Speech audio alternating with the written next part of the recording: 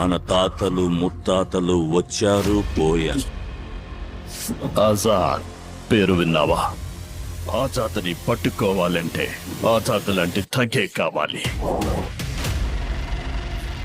ఈ మాఫియాకి గ్రామర్ నేర్పింది నేనే, గ్రామర్ తెచ్చింది నేనే.